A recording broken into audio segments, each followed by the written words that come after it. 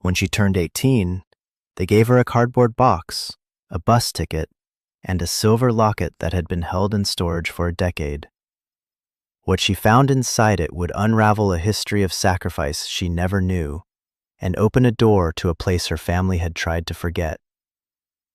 This is the story of how a forgotten key gave me back not just my home, but my entire life. And if you've ever felt like your own story was written by someone else, stick around. We've got a lot to talk about, so hit that subscribe button and let's get into it. The day I aged out of the system felt less like a liberation and more like being pushed out of a moving car. 18 years old, legally an adult, functionally a ghost. Mr. Henderson, my caseworker for the last 5 of those years, had the decency to look uncomfortable. He slid the box across his battleship gray desk, the friction of cardboard on laminate the only sound in the sterile office. "This is it, Alara. Everything your mother left." His voice was tired, stretched thin by too many cases just like mine. I stared at the box. It was small, sealed with yellowing tape. For 10 years, my entire past had been compressed into that small, sad rectangle. I didn't know whether to scream or cry, so I did neither. I just nodded. He handed me an envelope containing the bus ticket and a few $100, the state's parting gift. "There's the deed, too," he added, tapping a thicker manila envelope inside the box. "The property in Blackwood Creek. It's officially yours now. Frankly, the state considers it a liability. Uninhabitable. You'd be better off selling it for the land value, whatever that might be." I flinched at the word liability. It felt too close to how I'd been described in my own files. The final item he passed over was a small velvet pouch. "This was on her, I'm told. They let you keep it when you were a kid, but it was put in storage when you entered the group home. Policy." I took the pouch. Inside, I felt the familiar, cool weight of my mother's locket. A simple silver oval, tarnished with age, on a delicate chain. It was the only thing I had that was truly hers, the only thing I remembered her wearing. The drive to the bus station was silent. Mr. Henderson tried to fill it with practical advice about shelters and job programs, but his words were just static. My focus was on the locket in my palm. I'd spent countless nights tracing its smooth surface, trying to conjure a memory of the woman who wore it.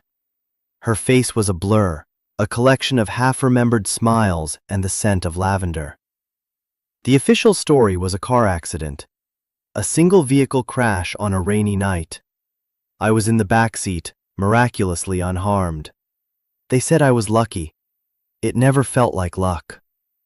At the station, the air thick with diesel fumes and the low murmur of weary travelers, Mr. Henderson gave me a final, clumsy pat on the shoulder. "Good luck, Alara." And then he was gone. Another chapter closed, another file stamped, "Case closed." I was alone, sitting on a hard plastic bench with a box of ghosts and a one-way ticket to nowhere I wanted to go. I clutched the locket, a desperate anchor in a sea of uncertainty. My thumb brushed against a tiny, almost invisible seam on its side. I'd felt it before, 1,000,000 times, but I'd always assumed it was just part of the design. But today, something was different. A flicker of defiance, maybe. A refusal to be just a liability. With my fingernail, I pried at the seam. It resisted, then gave way with a faint click. The locket didn't open to reveal a space for a photo. It split into 2 halves, and nestled in a tiny, velvet-lined hollow was something else entirely. It wasn't a picture. It was a key. It was impossibly small, made of dark, old brass, with a simple, notched bit and an ornate, circular head. It was a key for a jewelry box, maybe, or a diary. It was too small for a door. Useless, another dead end. I snapped the locket shut, the click echoing the closing of a door in my heart. The bus hissed as it pulled up to the curb, its destination glowing in orange digital letters. Northbound. Blackwood Creek wasn't on the route, but a stop 20 miles from it was. The bus ticket was for that stop. It seemed the state had made a decision for me. I looked at the ticket, then at the box. Inside was a deed to a place I couldn't remember, a place no one wanted. Maybe they were right. Maybe I should sell it, take the money, and disappear. Start over, become someone new. But the weight of the tiny key in my hand felt less like a trinket and more like a question. A question my mother had left for me to answer. And I realized, with a sudden, chilling certainty, that I couldn't run from a past I didn't even understand. I had to go back. I had to know. I stood up, slung my worn backpack over my shoulder, and dragged the box onto the bus. The doors sighed shut behind me, sealing me in with the ghosts of my past and a future that was a complete, terrifying blank. The journey was a blur of gray highways and rain-streaked windows. I watched towns bleed into one another, each one a mirror of the last, filled with people who had homes to go to, people who belonged. I felt like a particle of dust, floating through a world I wasn't part of.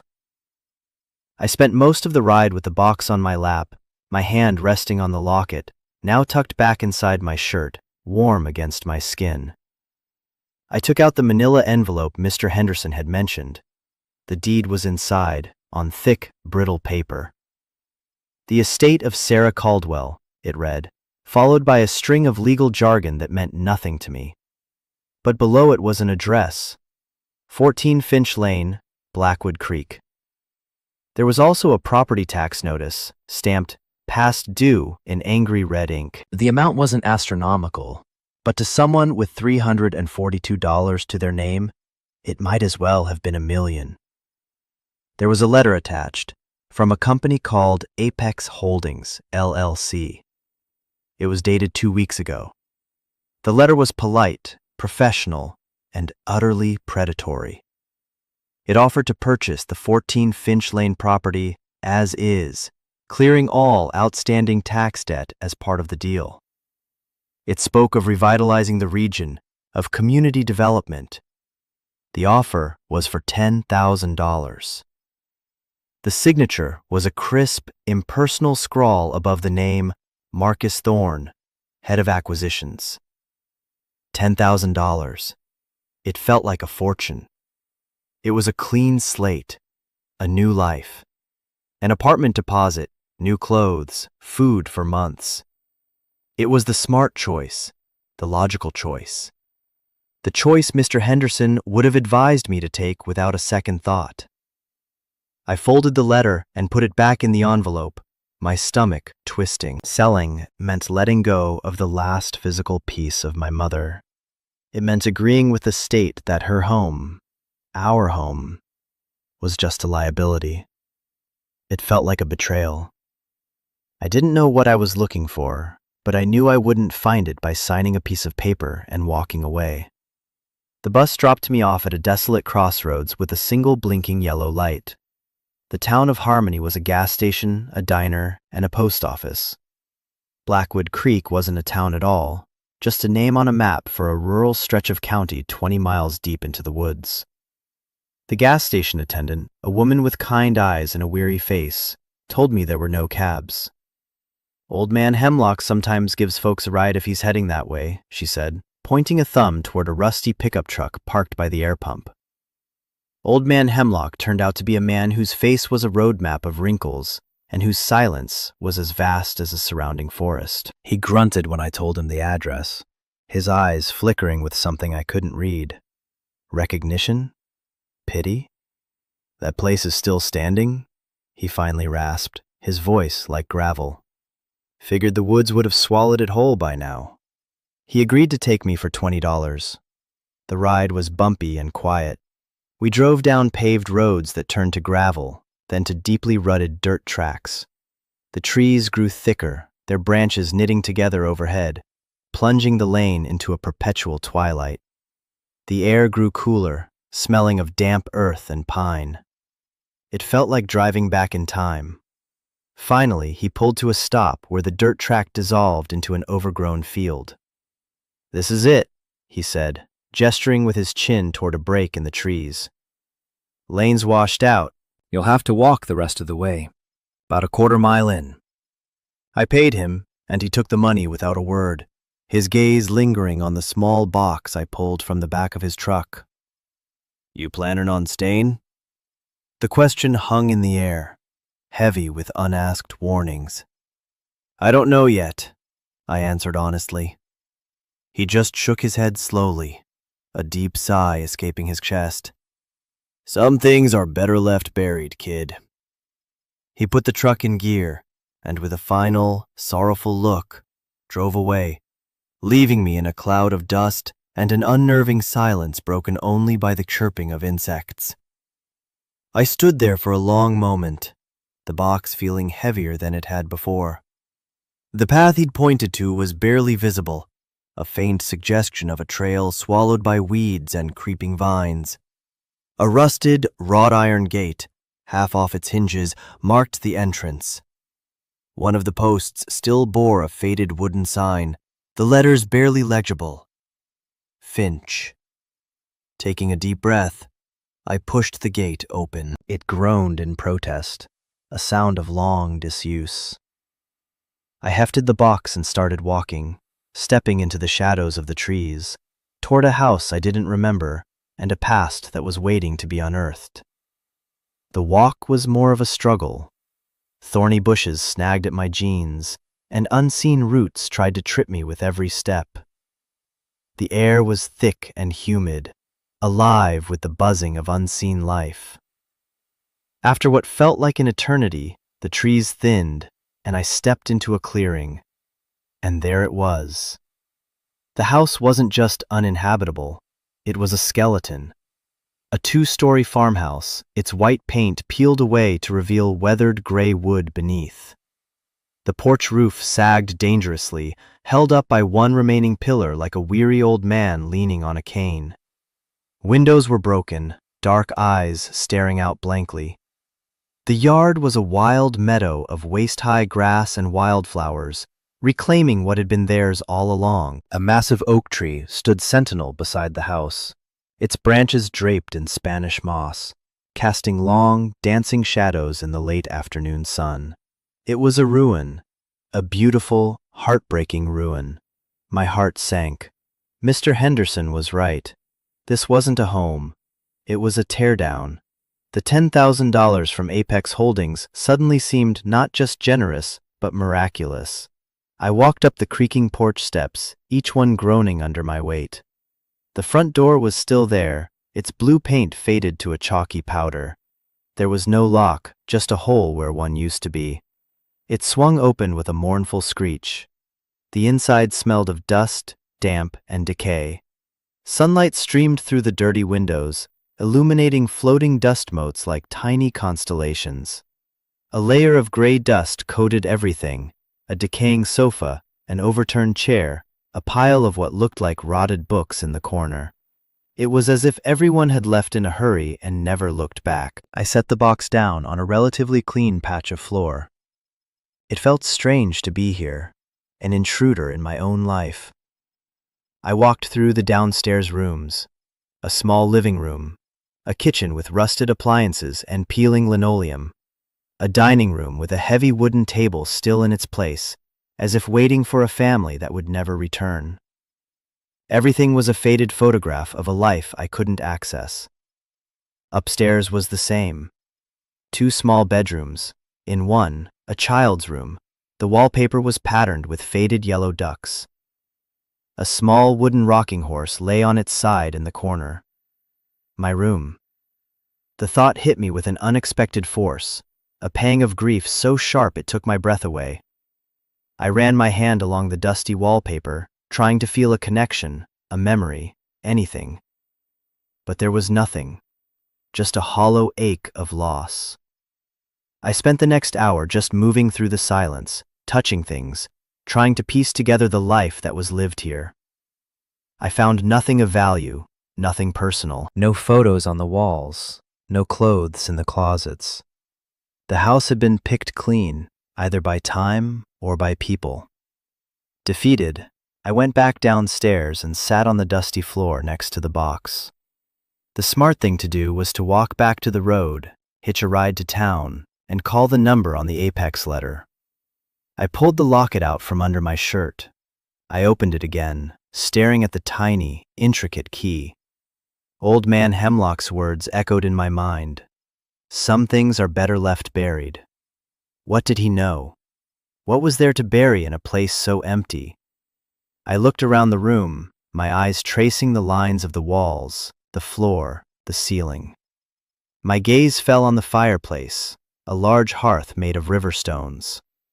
It was filled with debris and old leaves that had blown in through the chimney. But there was something odd about the floor in front of it.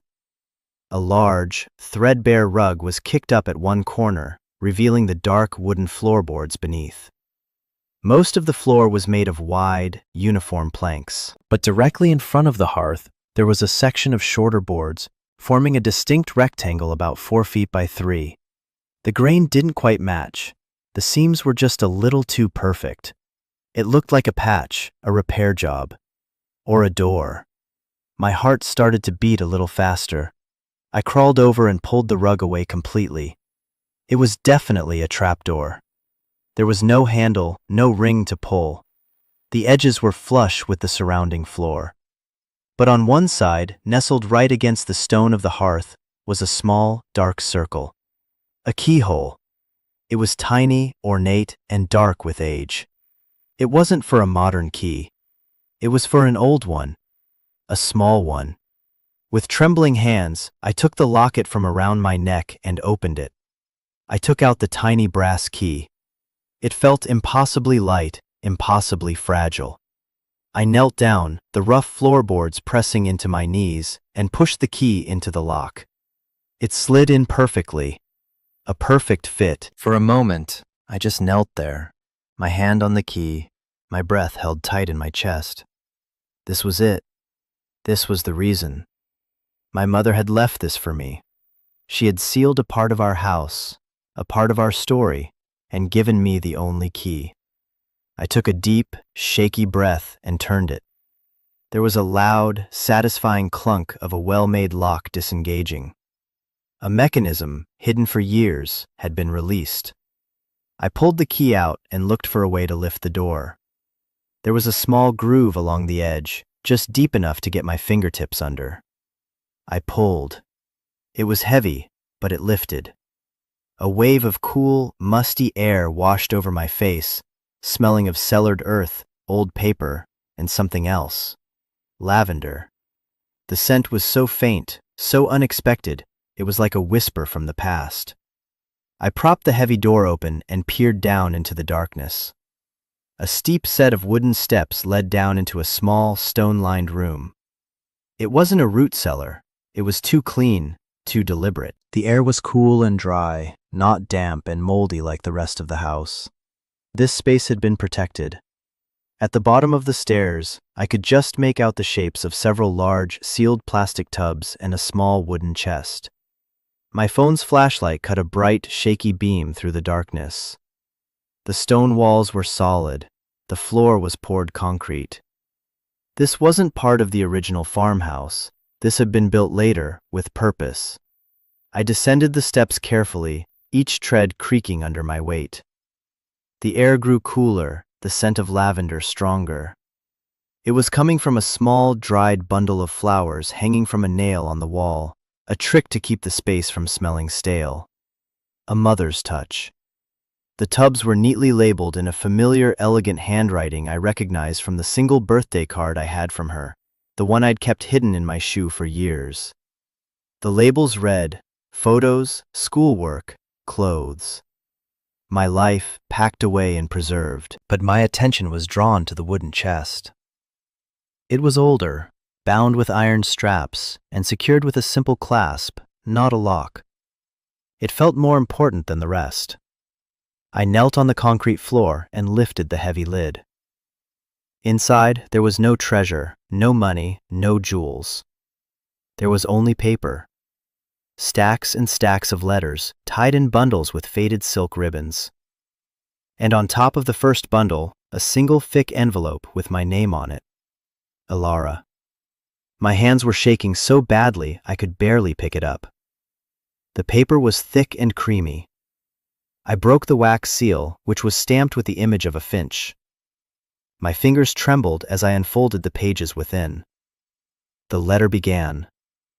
My dearest Elara. The script flowed across the page. If you are reading this, then I am gone, and you have come home. I am so sorry. I am sorry for leaving you, sorry for the silence, and sorry for the secrets I had to keep. Know this, first and always, I love you more than all the stars in the sky. Every choice I made to protect you. I had to stop, my vision blurring with tears. I wiped them away with the back of my dusty hand and continued reading. Her voice seemed to fill the small, silent room, a voice I barely remembered but my soul recognized instantly. This house, this land, it is more than just property. It is our story. Your great-grandmother built this home with her own hands. It has been in our family for generations.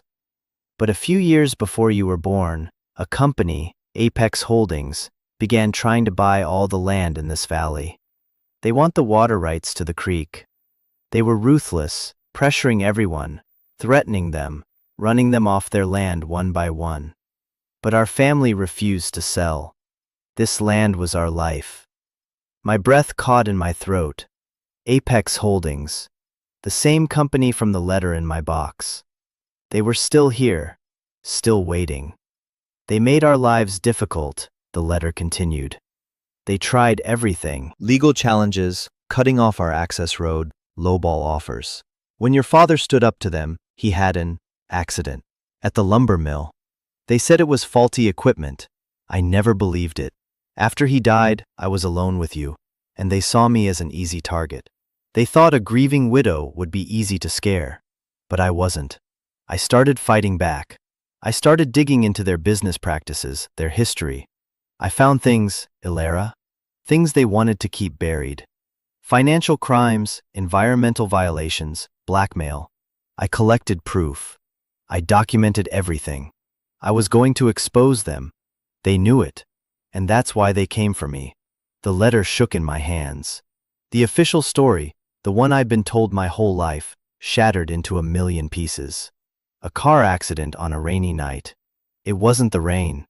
It wasn't an accident. It was murder.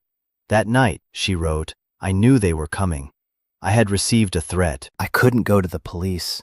They had people on their payroll. I had only one priority. You. I packed your life into these tubs. I wrote this letter. And I put the key that opens this cellar, our secret heart, into the locket I knew you would never take off. I put you in the car, strapped you into your car seat, and told you we were going on an adventure. I was trying to get you to your aunt's house, 3 counties away. They ran me off the road. It was deliberate. They made it look like an accident. But they didn't get what they were looking for. The evidence. It was never in the car. It was never in the house. It's here, Elara. In this cellar.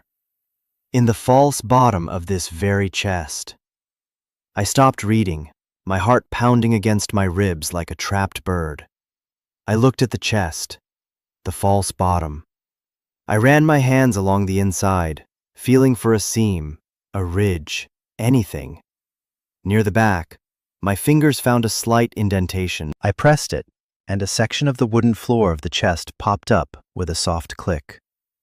Beneath it was a cavity, and inside that cavity was a heavy, leather-bound ledger and a stack of financial documents held together with a thick rubber band. The proof. She had saved it. She had hidden it. She had died for it. Tears streamed down my face now, hot and silent. They weren't just tears of grief for the mother I'd lost, but tears of awe for the woman I was just beginning to know. She wasn't just a victim. She was a fighter. A warrior who had laid down her life to protect her child and her home. They will try to take this house from you, the letter concluded. They will offer you money. It will seem like a lot. It will seem like the easy way out. But this land is your inheritance, Alara. Not for its monetary value, but for its spirit. It is a place to be strong, a place to be free. The choice is yours, my love. You can take their money and run. I will not blame you. You deserve a life of peace. Or you can stay. You can fight.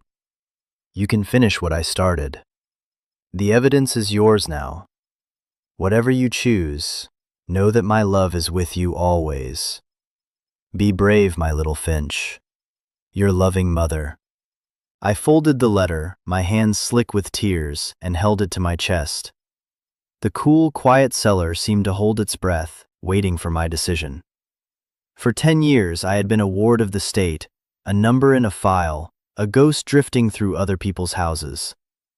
I had no anchor, no story, no one. But in this dusty, forgotten cellar, surrounded by the scent of lavender and the fierce, unyielding love of a woman I barely knew, I had found it all. I was not a liability. I was a legacy. The hollow ache in my chest, the one I had carried for a decade, was suddenly filled with a white-hot purpose. They had taken my mother. They had taken my childhood. They would not take my home. The choice wasn't a choice at all. I was staying. I was going to fight, and I was going to win. The emotional dam that had been holding back a decade of grief, confusion, and loneliness finally broke. I sat on the cold concrete floor of that hidden cellar, my mother's letter clutched in my hand, and I wept. I cried for the little girl who woke up in a hospital room to a world that no longer made sense. I cried for the years spent in sterile group homes, feeling invisible, untethered. I cried for the mother whose face I could barely remember, but whose fierce love now wrapped around me like a shield. It was a wrenching, gutting sob that seemed to pull the poison of the past 10 years out of me. When the tears finally subsided, I was left with a strange sense of calm, a quiet, steely resolve settling deep in my bones. I wasn't just Alara, the foster kid. I was Alara Caldwell, daughter of Sarah Caldwell, and I had work to do. Listen, if you've ever reached a point in your life where everything you thought was true turned out to be a lie, you know the feeling. It's like the ground falls away beneath you. But sometimes, in that free fall, you learn how to fly. If this is hitting you, if you've ever had to redefine your own story, let me know in the comments. You're not alone in this. This community is for people who have been through it and are still standing. Now, back to that cellar. I spent the next hour carefully examining the contents of the hidden compartment. The ledger was filled with my mother's neat, meticulous handwriting. It detailed payments, dates, and names, a complex web of bribery and intimidation orchestrated by Apex Holdings. She had cross-referenced everything with the financial documents, which appeared to be internal company memos and bank statements someone had leaked to her. It was a comprehensive, damning case against them. She had done all the work. All I had to do was find the courage to use it. My first priority was survival. The house was a wreck, but the cellar was secure and dry. I decided it would be my base of operations. I hauled the tubs of my belongings out, looking for anything practical. I found blankets, a few old towels, and a box of camping supplies that included a battery-powered lantern and a small propane stove. My mother, ever practical, had prepared for a siege. As dusk began to settle, painting the dusty windows of the house in shades of orange and purple, I made my first meal in my ancestral home. A can of lukewarm beans I'd bought at the gas station, eaten on the porch steps, watching the fireflies begin their nightly dance in the tall grass. The house was silent, but it no longer felt empty. It felt like it was waiting, holding its breath alongside me. The next morning, I walked the long track back to the main road. My phone had no service at the house, but if I walked half a mile toward town, I could get a weak signal. I had to make a call. I didn't have a lawyer, but my mother's letter had mentioned a name: Benjamin Carter. A good man, she'd written on a small note tucked into the ledger. The only lawyer in town who wasn't afraid of them. He helped me start this. I found his number in the local online directory. A woman answered, her voice warm. Carter Law? I took a breath. My name is Ilara Caldwell. I need to speak with Mr. Carter. It's about my mother, Sarah Caldwell. There was a pause on the other end of the line. Please hold. I waited, my heart hammering. What if he wouldn't help me? What if he'd forgotten? A man's voice, calm and measured, came on the line. This is Ben Carter. How can I help you, Miss Caldwell? My mother. She left me some documents, I started, my voice unsteady. Regarding Apex Holdings. She said you helped her. The silence that followed was heavy. I could hear him breathing, thinking. Sarah, he said, his voice thick with an old sadness. I haven't heard that name in a long time. I thought, after the accident, I thought everything was lost. Where are you? I'm at the house, I told him. 14 Finch Lane. Stay there, he said, his voice suddenly urgent. Don't talk to anyone. Don't let anyone on the property. I'll be there in an hour. The line went dead. The walk back to the house was filled with a new kind of anxiety. It was one thing to have a secret purpose. It was another to invite the outside world into it. An hour later, a dusty Subaru bumped its way up the overgrown lane. Ben Carter was older than I expected, with kind, intelligent eyes behind wire-rimmed glasses and a head of unruly silver hair. He looked more like a history professor than a small-town lawyer. He got out of the car and just stared at the house for a long moment, a sad smile on his face. She loved this place, he said, more to himself than to me. Fought like a lioness for it. He turned to me, his gaze analytical but gentle. You have her eyes. We sat at the dusty dining room table, and I told him everything. About aging out, the locket, the key, the cellar. I watched his face as I spoke, saw his initial skepticism melt into astonishment, and then into a slow, dawning hope. When I finished, I pushed the ledger across the table toward him. He opened it, his long, careful fingers tracing my mother's handwriting. He was silent for a long time, turning the pages, his eyes scanning the columns of figures and names. My God, he whispered, finally looking up at me. She did it. She actually did it. We had suspicions, rumors, but this is the whole conspiracy on paper. He explained the situation to me in starker terms than the letter had. Apex didn't just want the water rights. They had discovered a rare mineral deposit deep under the valley, and my family's property was sitting right on top of the mother lode.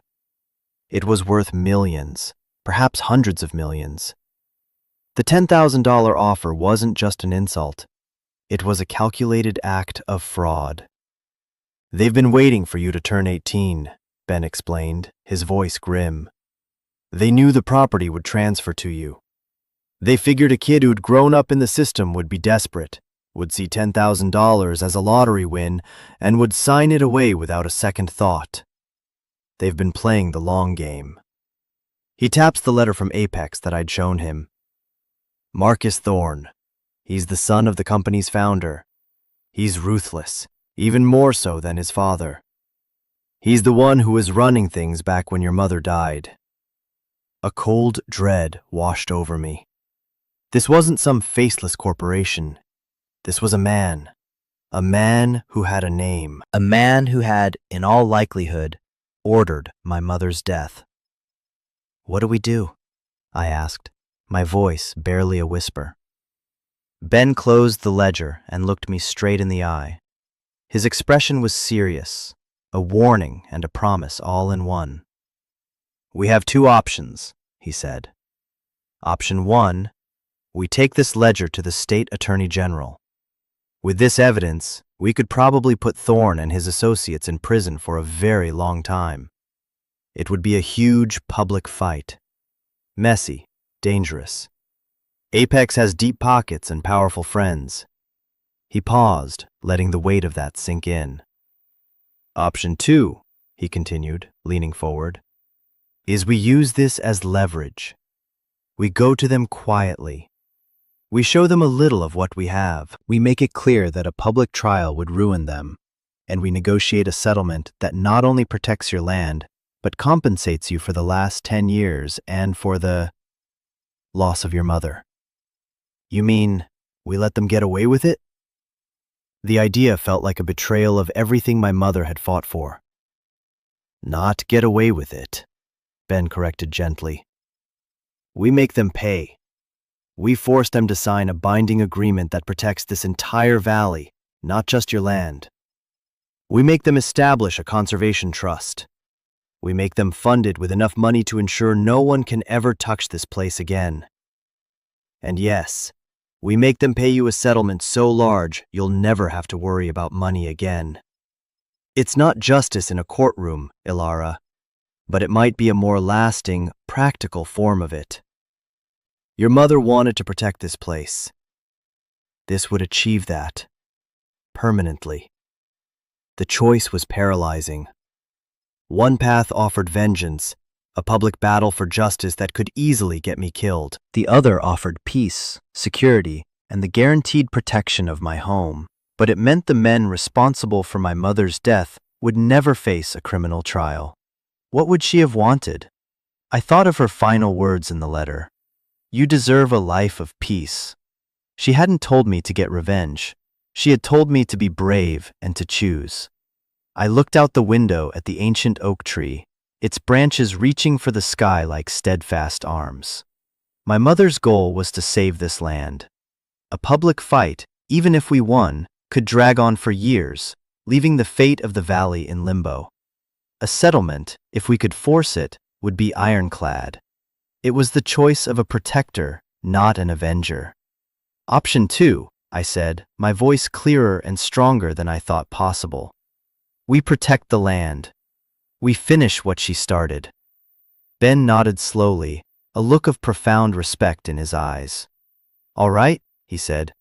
Let's show Mr. Thorne what a real liability looks like. The next few days were a whirlwind. Ben worked on drafting a legal proposal, while I focused on the house. I couldn't afford repairs, but I could make it clean. I swept away the dust and the cobwebs, washed the windows, and scrubbed the floors. With each swipe of the rag, I felt like I was clearing away not just the grime of a decade, but the neglect of my own past. I was tending to my home, and in doing so, I was tending to myself. I explored the tubs in the cellar more thoroughly. I found photo albums filled with pictures of my parents. A smiling, vibrant woman with my eyes. A handsome, laughing man with his arm around her.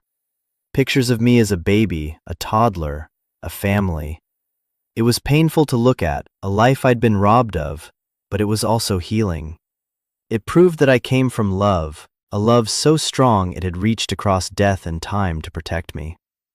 A week after Ben's visit, a sleek black car, wildly out of place, made its way up the dirt lane. I was on the porch, watching it approach, my heart pounding. Ben had called them. This was their answer. Marcus Thorne stepped out of the car. He was younger than I'd imagined, dressed in an expensive suit that looked ridiculous in the rustic setting. He had a cold, handsome face and the predatory stillness of a shark. He wasn't here to negotiate. He was here to intimidate. Ilara Caldwell, he said, his voice smooth and confident.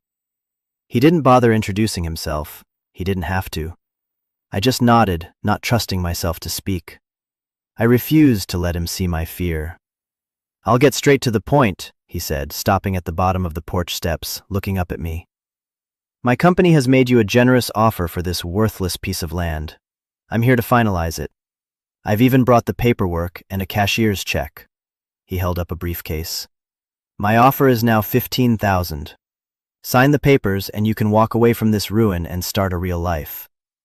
His tone was condescending, dismissive. He saw me exactly as he was supposed to. A desperate, ignorant kid he could easily manipulate. I stayed silent, letting him talk. Your lawyer, Carter is a senile old fool living in the past, Thorne continued, a smirk playing on his lips. He's filling your head with nonsense. There's nothing here for you but bad memories and overdue taxes. Take the money. It's the smartest move you'll ever make. I finally found my voice. It was quiet, but it didn't tremble. It's not for sale. Thorne's smirk faltered. He blinked, as if he hadn't heard me correctly. I don't think you understand your position, little girl. This isn't a negotiation. And I don't think you understand mine, Mr. Thorne, I said, and for the first time, I felt the strength of my mother standing with me. This is my home. You are trespassing. I'm going to have to ask you to leave. His face hardened, the mask of civility dropping away to reveal the ugliness beneath. You're making a big mistake, he hissed. A mistake you will regret. The only mistake, I said, stepping forward to the edge of the porch so I was looking down on him, was thinking that Sarah Caldwell's daughter would be as easy to get rid of as she was. The color drained from his face. It was a direct hit, and he knew it. For a split second, I saw pure, unadulterated fury in his eyes, quickly masked by a cold composure. He knew, somehow, that I had something. He didn't know what, but the bluff had landed. He gave me a long, chilling look, a look that promised retribution. Then, without another word, he turned, got back in his car, and sped away, leaving a cloud of angry dust hanging in the air. As the sound of his car faded, the adrenaline left me, and my knees felt weak. I sank down onto the top step of the porch, my body trembling. I had faced the monster, and I hadn't backed down. That night, I couldn't sleep. Every creak of the old house, every rustle in the trees, sounded like a threat. Thorne's parting look was burned into my mind. He wasn't going to give up. The next morning, Ben called. He's scared, Ben said, a note of satisfaction in his voice. I just received a call from his lawyer. They want a meeting. They're ready to talk. The meeting took place a week later in Ben's small, book-lined office.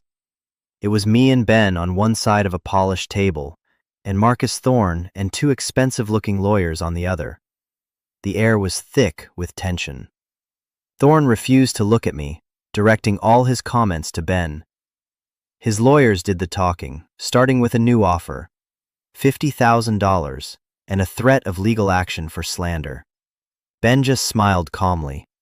He slid a single piece of paper across the table. It was a high-quality photocopy of one page from my mother's ledger, a page detailing a specific illegal payment to a county inspector, with a corresponding bank statement showing the transfer.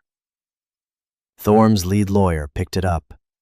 He read it, his face impassive, and passed it to Thorne. Thorne's eyes scanned the page, and a muscle in his jaw clenched. It was the first crack in his perfect facade. We have the entire ledger, Ben said quietly, and all the supporting documentation. We know about the bribes, the blackmail, the environmental crimes, and we know about the night Sarah died. Those are baseless accusations, the lawyer snapped, but his voice lacked conviction. Are they? Ben replied, his voice still soft, but with an edge of steel. We can let a jury decide.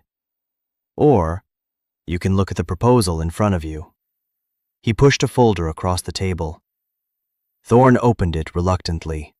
He read for several minutes, his face growing paler with every page. The proposal was Ben's masterpiece. It laid out our demands: the creation of the Blackwood Creek Conservation Trust, an endowment of $20 million from Apex to fund it in perpetuity, the relinquishing of all mineral and water rights in the valley, and a private settlement of $5 million to me for damages, including wrongful death. In exchange, the ledger and all its contents would be turned over and sealed. When he finished reading, Thorne slammed the folder shut. This is extortion. No, Ben said. This is the price of your silence. It's the price of what you took from my client. And frankly, considering the alternative is federal prison, I think it's a bargain. The lawyers began to bluster, to argue, but Thorne held up a hand, silencing them. He stared at me, his eyes burning with a cold, impotent rage. He had been beaten. He knew it. He had underestimated the quiet girl in the ruined house. He had underestimated the fierce love of a mother reaching out from beyond the grave. "You'll have your answer in 24 hours, he said, his voice clipped. And with that, they stood up and walked out. The next day, Ben called. They had accepted. Every single term. I sat on the porch of the house, the phone pressed to my ear, looking out at the wild meadow and the ancient oak tree. I had won. My mother had won. We had saved it. The weeks that followed were filled with legalities. Papers were signed, accounts were created, and the Blackwood Creek Conservation Trust became a reality, with Ben Carter as its director. The first thing the trust did was formally declare the entire valley a protected nature preserve, forever safe from development. The money from the settlement arrived in a bank account Ben had set up for me. Seeing the number on the screen felt unreal, like it belonged to someone else. It was more money than I could comprehend. But it wasn't the money that mattered. It was what it represented. Freedom, security, and a future my mother had died to give me. The first check I wrote was to the county tax office. The second was to a local contractor. The house needed more than just a cleaning. It needed to be brought back to life. I wanted to restore it, not modernize it. I wanted to keep its soul intact. The work was slow and methodical. I was there every day, learning alongside the builders, sanding floorboards, helping to glaze windows, choosing paint colors. I wanted my own hands to help heal the house, just as being there was healing me. As the months passed, the skeleton of the house began to put on flesh again. The sagging porch was leveled, the roof replaced, the broken windows mended. A fresh coat of white paint made it gleam in the sun. It started to look like the house in the old photographs, a home filled with light and hope. I spent my evenings in the cellar, carefully sorting through the tubs. I put the photos in new, acid-free albums. I read my mother's journals. I learned about her love for gardening, her favorite books, her dreams for me. I was getting to know her, piece by piece. In her writings, I found a woman of incredible strength, intelligence, and a deep, abiding love for the natural world. I realized that the fight against Apex wasn't just about property. It was about protecting a way of life, about defending the wild, beautiful places of the world from greed. One evening, I was sitting on the newly finished porch, watching the sunset paint the sky. The house was quiet. The air smelled of freshly cut wood and blooming honeysuckle. Old Man Hemlock's truck rumbled up the lane. He hadn't been by since the day he dropped me off. He got out and stood for a moment, looking at the restored house, a look of quiet amazement on his weathered face. "Heard you were staying," he said, his voice still gravelly. "I am," I said, smiling. "This is my home." He nodded, a slow, deep nod of approval. "Your mother would be proud," he said. "She was a good woman. Never backed down from a fight." He reached into his truck and pulled out a small, wooden crate. "Housewarming gift," he grunted, setting it on the porch. It was filled with vegetable seedlings, tomatoes, cucumbers, squash. "This land has good soil. Time something grew here again." It was a peace offering, an apology for his warning, an acceptance. I was no longer an outsider. I was part of this place. That night, as I lay in my own bed, in my own room, the one with the yellow ducks, now freshly painted, I thought about the journey that had brought me here. It started with a key, a tiny piece of brass that unlocked so much more than a cellar. It unlocked a history, a purpose, a future. It unlocked the truth of who I was and where I came from. It taught me that home isn't just a building, it's a legacy. It's the stories and the struggles of those who came before us. And inheritance isn't about money. It's about the values and the courage they pass down to us. My mother left me a home, yes, but she also left me a choice: to be a victim of my past or the author of my future. And in choosing to fight, in choosing to stay, I had finally, truly, come home. The story doesn't end there, of course. It's really just beginning. Rebuilding a house is one thing, rebuilding a life is another. But for the first time, I feel like I have a solid foundation to build on. And that's the lesson here, isn't it? Sometimes the things that seem like liabilities, the abandoned places, the broken histories, the parts of ourselves we've been told are worthless, are actually the source of our greatest strength. They hold the keys to who we are meant to be. So I want to ask you, what's the forgotten cellar in your life? What's the story you've been told that maybe isn't the whole truth? The answers might be waiting for you in the places you're most afraid to look. Thank you for being here, for listening to my story. If it resonated with you, please consider subscribing to the channel. We're building a community here for people who aren't afraid to dig into the past to build a better future. Share your own story in the comments below. I read every one.